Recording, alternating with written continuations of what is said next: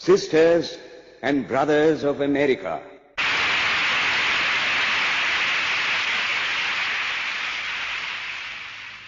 it fills my heart with joy unspeakable to rise in response to the warm and cordial welcome which you have given us. I thank you in the name of the most ancient order of monks in the world. I thank you in the name of the mother of religions. And I thank you in the name of the millions and millions of Hindu people of all classes and sects. My thanks also to some of the speakers on this platform who, referring to the delegates from the Orient, have told you that these men from far-off nations may well claim the honor of bearing to different lands the idea of toleration. I am proud to belong to a religion which has taught the world both tolerance and universal acceptance. We believe not only in universal toleration, but we accept all religions as true. I am proud to belong to a nation which has sheltered the persecuted and the refugees of all religions and all nations of the earth.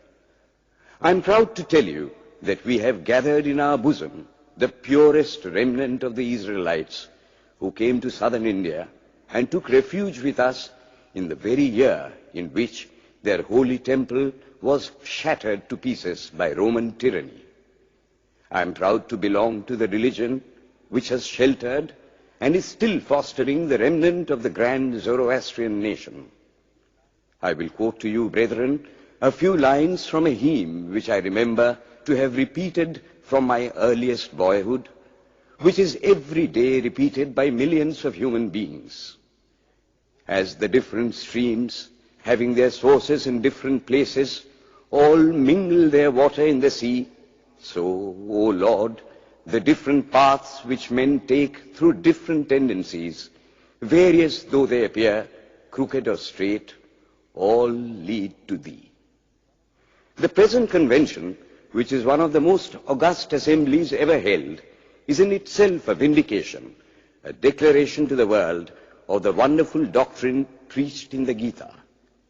Whosoever comes to me, through whatsoever form, I reach him. All men are struggling through paths which in the end lead to me. Sectarianism, bigotry, and its horrible descendant, fanaticism, have long possessed this beautiful earth. They have filled the earth with violence, drenched it often and often with human blood, destroyed civilization, and sent whole nations to despair. Had it not been for these horrible demons, human society would be far more advanced than it is now.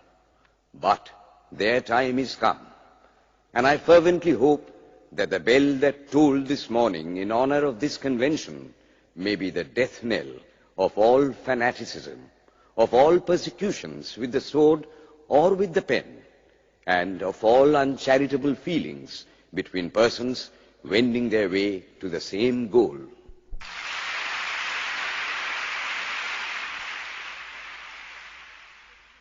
Ladies and gentlemen, on the agenda for today, the 15th of September, 1893, a galaxy of eminent speakers are scheduled to address us, and it gives us great pleasure to once again invite Swami Vivekananda to speak.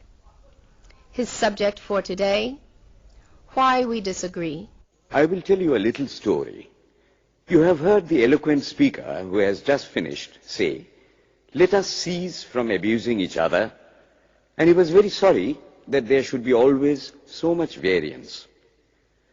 But I think I should tell you a story which would illustrate the cause of this variance. A frog lived in a well. It had lived there for a long time. It was born there and brought up there, and yet was a little small frog. Of course, the evolutionists were not there then to tell us whether the frog lost its eyes or not, but for our story's sake, we must take it for granted that it had its eyes, and that it every day cleansed the water of all the worms and bacilli that lived in it with an energy that would do credit to our modern bacteriologists. In this way, it went on and became a little sleek and fat. Well, one day, another frog that lived in the sea came and fell into the well. "Where are you from?" "I am from the sea." "The sea? How big is that?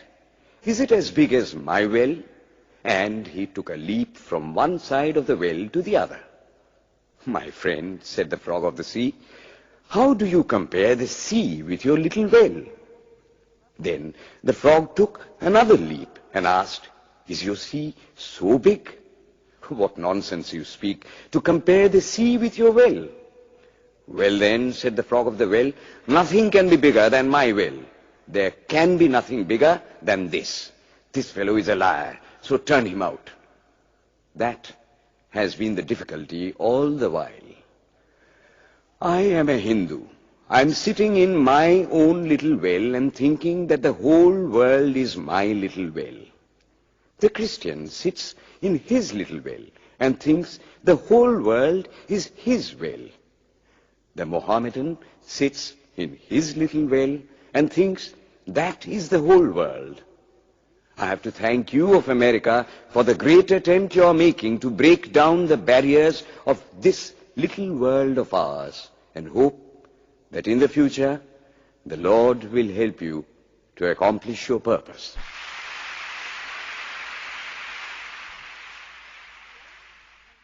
Delegates and friends, today, the 19th of September, 1893, is the 9th day of the World's Parliament of Religions. We have had the privilege of listening to many distinguished speakers from the world over address us on a variety of subjects. The time is at hand to now listen to the great monk from India, Swami Vivekananda, read his paper on Hinduism. Ladies and gentlemen, Swami Vivekananda. From the high spiritual flights of the Vedanta philosophy, of which the latest discoveries of science seem like echoes, to the low ideas of idolatry with its multifarious mythology, the agnosticism of the Buddhists and the atheism of the Jains, each and all have a place in the Hindu's religion. Where then, the question arises, where is the common center to which all these widely diverging radii converge? Where is the common basis upon which all these seemingly hopeless contradictions rest? And this is the question I shall attempt to answer. The Hindus have received their religion through revelation, the Vedas. They hold that the Vedas are without beginning and without end. It may sound ludicrous to this audience how a book can be without beginning or end. But by the Vedas, no books are meant. They mean the accumulated treasury of spiritual laws discovered by different persons in different times. Just as the law of gravitation existed before its discovery and would exist if all humanity forgot it, so is it with the laws that govern the spiritual world. The moral, ethical, and spiritual relations between soul and between individual spirits and the Father of all spirits were there before their discovery and would remain even if we forgot them. The discoverers of these laws are called rishis, and we honor them as perfected beings. I'm glad to tell this audience that some of the very greatest of them were women. Here it may be said that these laws, as laws, may be without end, but they must have had a beginning. The Vedas teach us that creation is without beginning or end. Science is said to have proved that the sum total of cosmic energy is always the same. Then, if there was a time when nothing existed, where was all this manifested energy? Some say it was in a potential form in God.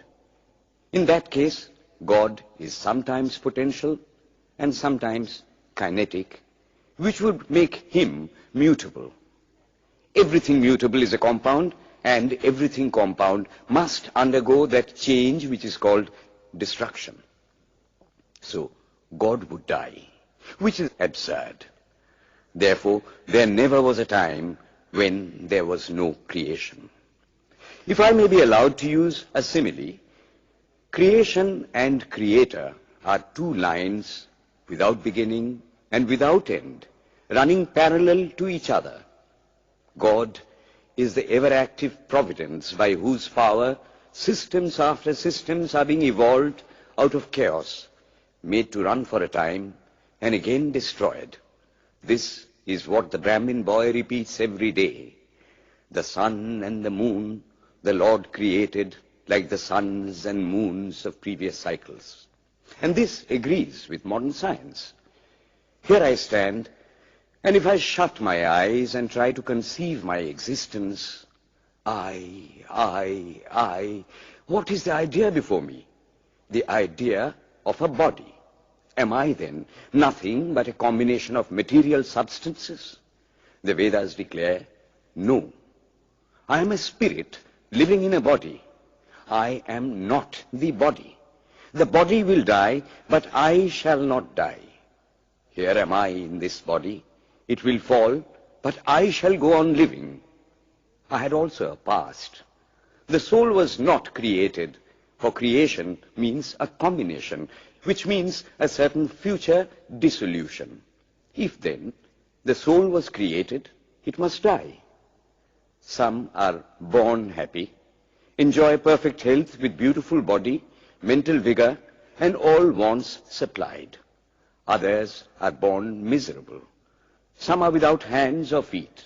Others again are idiots and only drag on a wretched existence. Why, if they are all created, why does a just and merciful God create one happy and another unhappy? Why is he so partial? Nor would it mend matters in the least to hold that those who are miserable in this life will be happy in a future one. Why should a man be miserable even here in the reign of a just and merciful God? In the second place, the idea of a creator God does not explain the anomaly, but simply expresses the cruel fiat of an all-powerful being. There must have been causes then, before his birth, to make a man miserable or happy, and those were his past actions. Are not all the tendencies of the mind and the body accounted for by inherited aptitude? Here are two parallel lines of existence, one of the mind, the other of matter.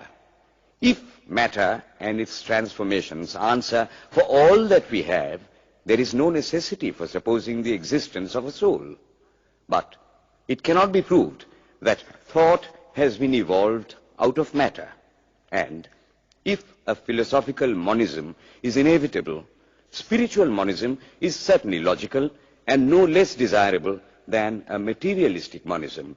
But neither of these is necessary here. We cannot deny that bodies acquire certain tendencies from heredity, but those tendencies only mean the physical configuration through which a peculiar mind alone can act in a peculiar way. There are other tendencies peculiar to a soul caused by his past actions, and a soul with a certain tendency would, by the laws of affinity, take birth in a body which is the fittest instrument for the display of that tendency.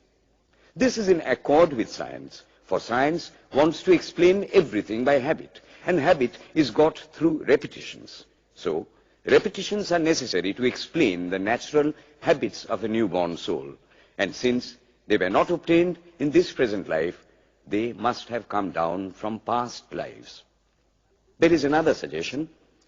Taking all these for granted, how is it that I do not remember anything of my past life?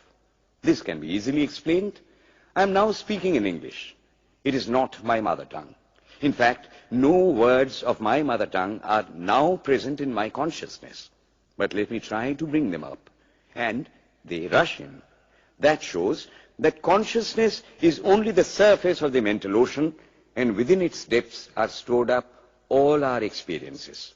Try and struggle. They would come up, and you would be conscious even of your past life. This is direct and demonstrative evidence. Verification is the perfect proof of a theory, and here is the challenge thrown to the world by the rishis. We have discovered the secret by which the very depths of the ocean of memory can be stirred up. Try it, and you would get a complete reminiscence of your past life. So then, the Hindu believes that he is a spirit. Him the sword cannot pierce, him the fire cannot burn, him the water cannot melt, him the air cannot dry. He is nowhere, but whose center is located in the body, and that death means the change of the center from body to body. Nor is the soul bound by the conditions of matter. In its very essence, it is free, unbounded, holy, pure, and perfect. But somehow or other, it finds itself tied down to matter, and thinks of itself as matter. Why should the free, perfect, and pure being be thus under the thraldom of matter, is the next question. How can the perfect soul be deluded into the belief that it is imperfect? We have been told that the Hindus shirk the question and say that no such question can be there. Some thinkers want to answer it by positing one or more quasi-perfect beings and use big scientific names to fill up the gap. But naming is not explaining. The question remains the same. How can the perfect become the quasi-perfect? How can the pure, the absolute, change even a microscopic particle of its nature? But the Hindu is sincere. He does not want to take shelter under sophistry. He is brave enough to face the question in a manly fashion, and his answer is, I do not know. I do not know how the perfect being, the soul, came to think of itself as imperfect, as joined to and conditioned by matter. But the fact is a fact for all that. It is a fact in everybody's consciousness that one thinks of oneself as the body. The Hindu does not attempt to explain why one thinks one is the body. The answer, that it is the will of God, is no explanation. This is nothing more than what the Hindu says, I do not know. Well then, the human soul is eternal and immortal, perfect and infinite, and death means only a change of center from one body to another. The present is determined by our past actions, and the future by the present. The soul will go on evolving up or reverting back from birth to birth and death to death. But here is another question. Is man a tiny boat in a tempest, raised one moment on the foamy crest of a billow and dashed down into a yawning chasm the next, rolling to and fro at the mercy of good and bad actions, a powerless, helpless wreck in an ever-raging, ever-rushing, uncompromising current of cause and effect, a little moth placed under the wheel of causation, which rolls on, crushing everything in its way, and waits not for the widow's tears or the orphan's cry? The heart sinks at the idea. Yet, this is the law of nature. Is there no hope? Is there no escape? Was the cry that went up from the bottom of the heart of despair. It reached the throne of mercy, and words of hope and consolation came down and inspired a Vedic sage, and he stood up before the world and in trumpet voice proclaimed the glad tidings. Hear ye, children of immortal bliss, even ye that reside in higher spheres. I have found the ancient one who is beyond all darkness, all delusion. Knowing him alone, you shall be saved from death over again. Children of immortal bliss.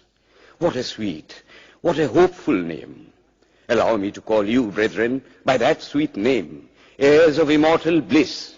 Yea, the Hindu refuses to call you sinners.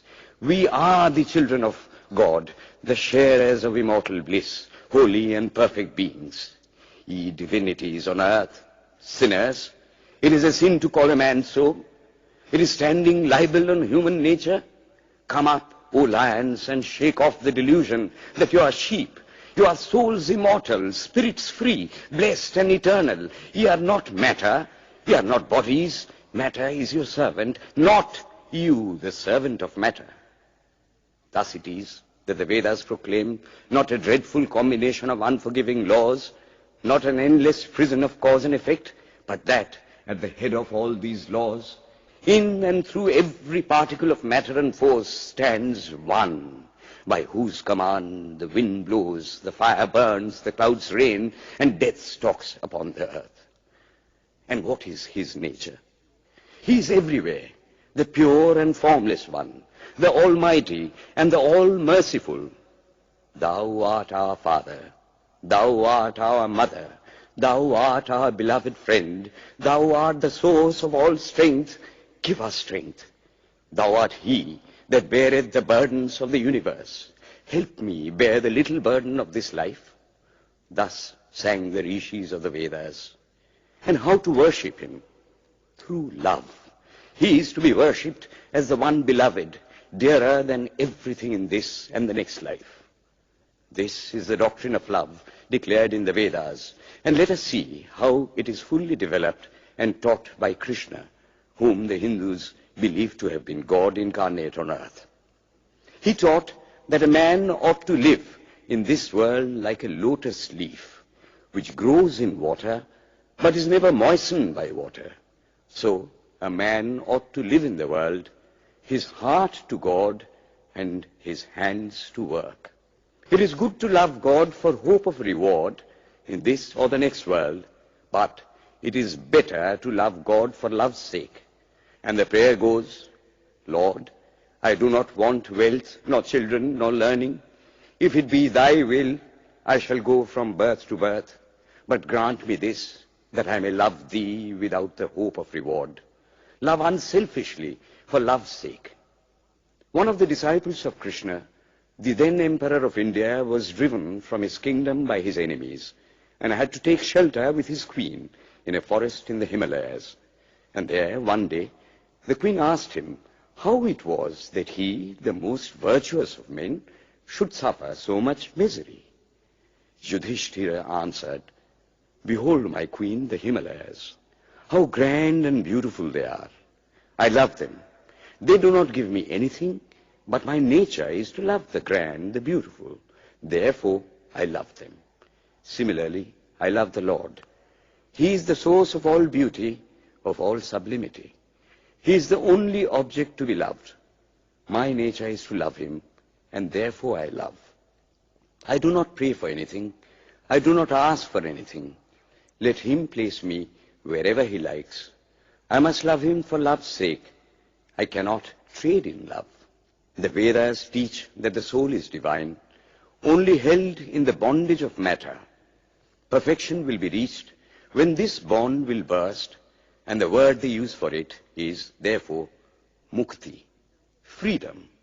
Freedom from the bonds of imperfection, freedom from death and misery. And this bondage can only fall off through the mercy of God, and this mercy comes on the pure. So, purity is the condition of his mercy. How does that mercy act? He reveals himself to the pure heart. The pure and the stainless see God, yea, even in this life. Then and then only all the crookedness of the heart is made straight. Then all doubt ceases. He is no more the freak of a terrible law of causation. This is the very center, the very vital conception of Hinduism. The Hindu does not want to live upon words and theories. If there are existences beyond the ordinary sensuous existence, he wants to come face to face with them. If there is a soul in him which is not matter, if there is an all-merciful universal soul, he will go to him direct. He must see him, and that alone can destroy all doubts. So, the best proof a Hindu sage gives about the soul, about God, is, I have seen the soul, I have seen God. And that is the only condition of perfection.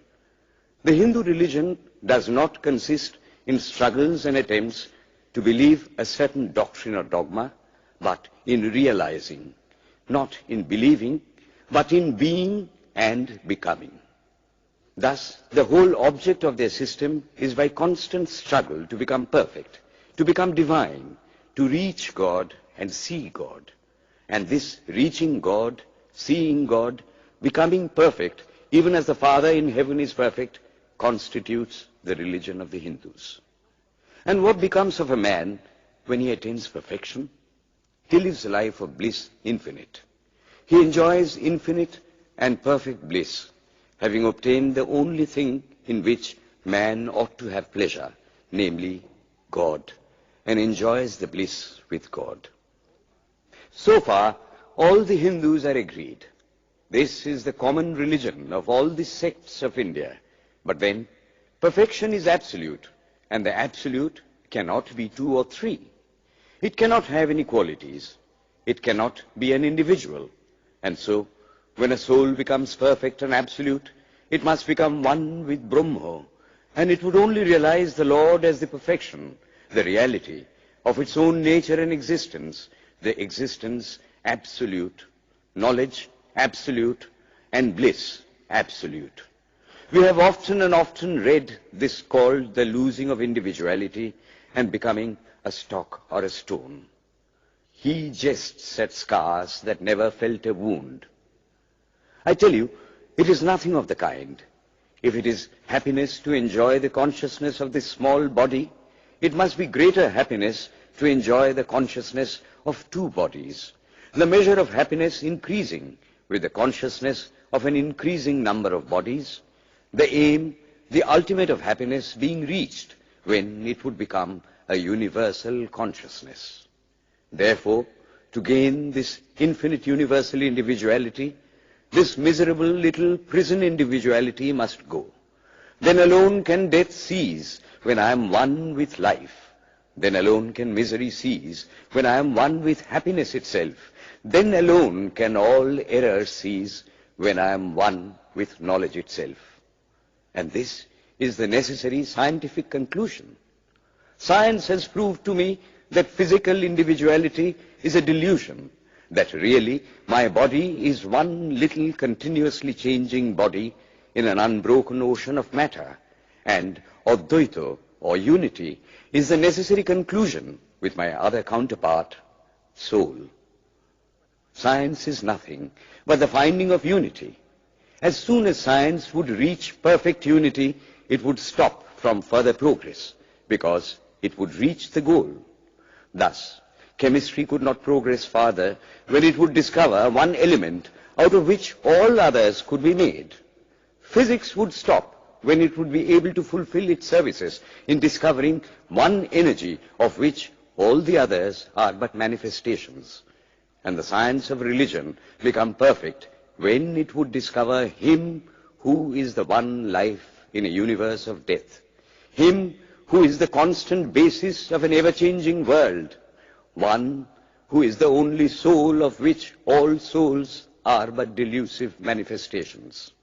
Thus is it, through multiplicity and duality, that the ultimate unity is reached. Religion can go no farther. This is the goal of all science. All science is bound to come to this conclusion in the long run.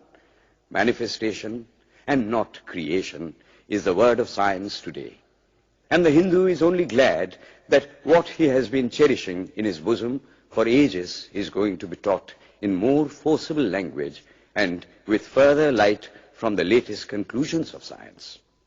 Descend we now from the aspirations of philosophy to the religion of the ignorant.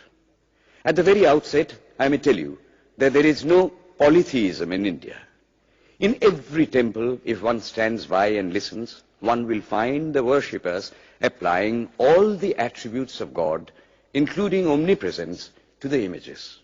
It is not polytheism, nor would the name henotheism explain the situation. The rose, called by any other name, would smell as sweet. Names are not explanations. The tree is known by its fruits. When I have seen amongst them that are called idolaters, men, the like of whom in morality and spirituality and love I have never seen anywhere, I stop and ask myself, can sin beget holiness? Superstition is a great enemy of man, but bigotry is worse. Why does a Christian go to church? Why is the cross holy? Why is the face turned toward the sky in prayer? Why are there so many images in the Catholic Church? Why are there so many images in the minds of Protestants when they pray? My brethren, we can no more think about anything without a mental image than we can live without breathing. By the law of association, the material image calls up the mental idea and vice versa. This is why the Hindu uses an external symbol when he worships. He will tell you it helps to keep his mind fixed on the being to whom he prays. He knows, as well as you do, that the image is not God, is not omnipresent. After all, how much does omnipresence mean to almost the whole world? It stands merely as a word, a symbol. Has God superficial area? If not, when we repeat that word omnipresent, we think of the extended sky or of space. That is all. As we find that somehow or other, by the laws of our mental constitution, we have to associate our ideas of infinity with the image of the blue sky or of the sea, so we naturally connect our idea of holiness with the image of a church, a mosque, or a cross. The Hindus have associated the ideas of holiness, purity, truth, omnipresence, and such other ideas with different images and forms. But with this difference, that while some people devote their whole lives to their idol of a church and never rise higher, because with them religion means an intellectual assent to certain doctrines and doing good to their fellows, the whole religion of the Hindu is centered in realization. Man is to become divine by realizing the divine. Idols or temples or churches or books are only the supports, the helps of his spiritual childhood, but on and on he must progress. He must not stop anywhere. External worship, material worship, say the scriptures, is the lowest stage. Struggling to rise high, mental prayer is the next stage. But the highest stage is when the Lord has been realized. Mark, the same earnest man who is kneeling before the idol tells you, him the sun cannot express, nor the moon, nor the stars, the lightning cannot express him, nor what we speak of as fire. Through him they shine. But he does not abuse anyone's idol or call its worship sin. He recognizes in it a necessary stage of life. The child is father of the man. Would it be right for an old man to say that childhood is a sin or youth is a sin? If a man can realize his divine nature with the help of an image, would it be right to call that a sin? Nor, even when he has passed that stage, should he call it an error. To the Hindu, man is not traveling from error to truth, but from truth to truth, from lower to higher truth. To him, all the religions, from the lowest fetishism to the highest absolutism, mean so many attempts of the human soul to grasp and realize the infinite, each determined by the conditions of its birth and association, and each of these marks a stage of progress. And every soul is a young eagle soaring higher and higher, gathering more and more strength till it reaches the glorious sun. Unity in variety is the plan of nature, and the Hindu has recognized it. Every other religion lays down certain fixed dogmas and tries to force society to adopt them. It places before society only one coat which must fit Jack and John and Henry all alike. If it does not fit John or Henry, he must go without a coat to cover his body. The Hindus have discovered that the absolute can only be realized or thought of or stated through the relative, and the images, crosses and crescents are simply so many symbols, so many pegs to hang spiritual ideas on. It is not that this help is necessary for everyone, but those that do not need it have no right to say that it is wrong, nor is it compulsory in Hinduism.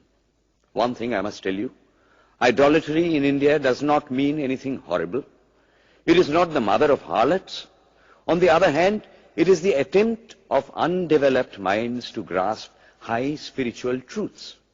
The Hindus have their faults, they sometimes have their exceptions, but mark this, they are always for punishing their own bodies and never for cutting the throats of their neighbors.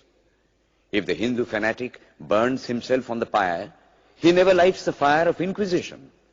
And even this cannot be laid at the door of his religion any more than the burning of witches can be laid at the door of Christianity. To the Hindu, then, the whole world of religions is only a traveling, a coming up of different men and women through various conditions and circumstances to the same goal. Every religion is only evolving a God out of the material man, and the same God is the inspirer of all of them. Why, then, are there so many contradictions? They are only apparent, says the Hindu. The contradictions come from the same truth, adapting itself to the varying circumstances of different natures. It is the same light coming through glasses of different colors, and these little variations are necessary for purposes of adaptation. But in the heart of everything, the same truth reigns. The Lord has declared to the Hindu in his incarnation as Krishna, I am in every religion as a thread through a string of pearls. Wherever thou seest extraordinary holiness and extraordinary power raising and purifying humanity, know thou that I am there. And what has been the result? I challenge the world to find throughout the whole system of Sanskrit philosophy any such expression as that the Hindu alone will be saved and not others. Says Vyasa, we find perfect men even beyond the pale of our caste and creed. One thing more, how then can the Hindu, whose whole fabric of thought centers in God, believe in Buddhism, which is agnostic, or in Jainism, which is atheistic? The Buddhists or the Jains do not depend upon God, but the whole force of their religion is directed to the great central truth in every religion, to evolve a God out of man. They have not seen the Father, but they have seen the Son, and he that hath seen the Son hath seen the Father also. This, brethren, is a short sketch of the religious ideas of the Hindus. The Hindu may have failed to carry out all his plans, but if there is ever to be a universal religion, it must be one which will have no location in place or time, which will be infinite like the God it will preach, and whose sun will shine upon the followers of Krishna and of Christ, on saints and sinners alike, which will not be Brahminic or Buddhistic, Christian or Mohammedan, but the sum total of all these, and still have infinite space for development, which in its Catholicity will embrace in infinite arms and find a place for every human being, from the lowest groveling savage, not far removed from the brute, to the highest man towering by the virtues of his head and heart almost above humanity, making society stand in awe of him and doubt his human nature. It will be a religion which will have no place for persecution or intolerance in its polity, which will recognize divinity in every man and woman, and whose whole scope, whose whole force will be centered in aiding humanity to realize its own true divine nature. May he, who is the Brahma of the Hindus, the Ahura Mazda of the Zoroastrians, the Buddha of the Buddhists, the Jehovah of the Jews, the Father in heaven of the Christians, give strength to you to carry out your noble idea. The star arose in the east. It traveled steadily towards the west, sometimes dimmed and sometimes effulgent, till it made a circuit of the world. And now it is again rising on the very horizon of the east, the borders of the sun-bow, 1,000-fold more effulgent than it ever was before.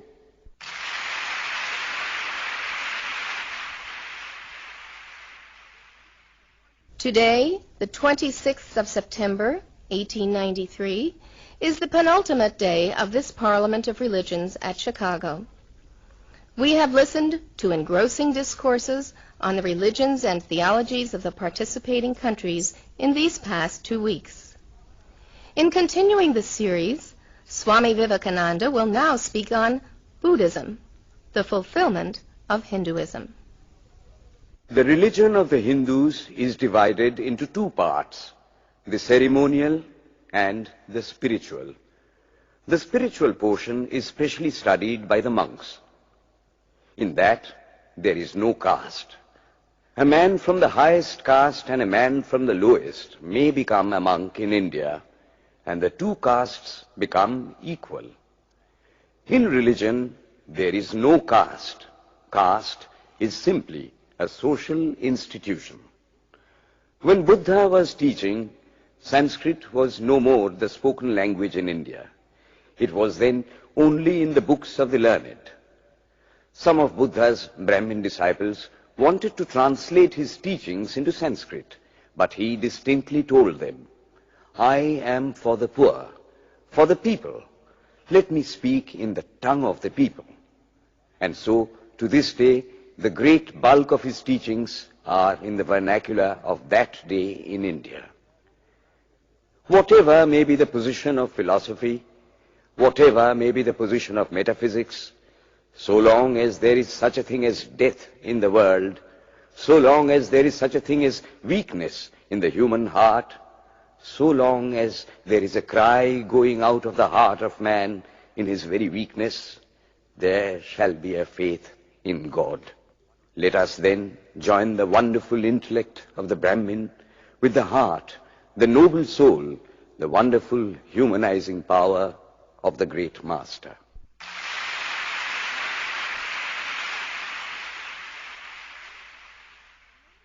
Ladies and gentlemen, in a short while from now, the World's Parliament of Religions at Chicago will come to a close. And this day, the 27th of September, 1893, will go down in history as a landmark for more reasons than one. It is in the fitness of things that we now call upon Swami Vivekananda from India to address this final session. The world's Parliament of Religions has become an accomplished fact, and the merciful Father has helped those who labored to bring it into existence and crown with success their most unselfish labor. My thanks to those noble souls whose large hearts and love of truth first dreamt this wonderful dream and then realized it. My thanks to the shower of liberal sentiments that has overflowed this platform. My thanks to this enlightened audience for their uniform kindness to me and for their appreciation of every thought that tends to smooth the friction of religions.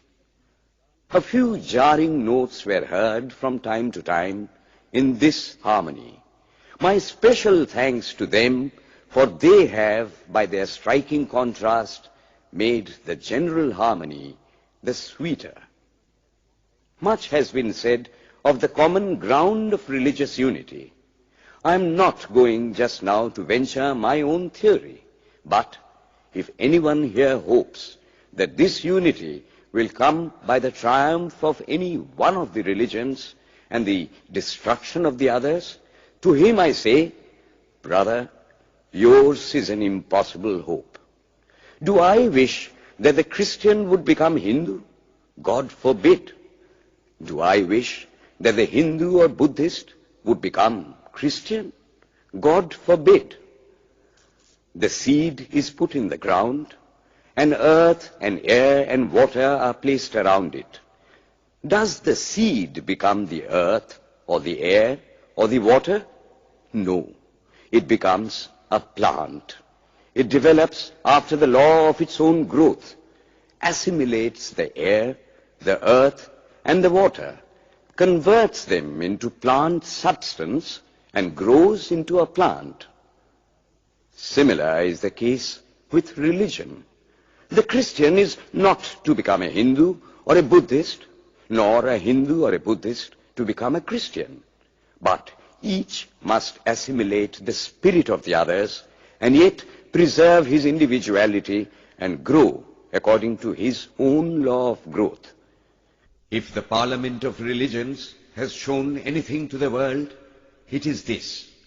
It has proved to the world that holiness, purity, and charity are not the exclusive possessions of any church in the world, and that every system has produced men and women of the most exalted character. In the face of this evidence, if anybody dreams of the exclusive survival of his own religion and the destruction of others, I pity him from the bottom of my heart and point out to him that upon the banner of every religion will soon be written, in spite of resistance, help and not fight, assimilation and not destruction, harmony and peace and not dissension.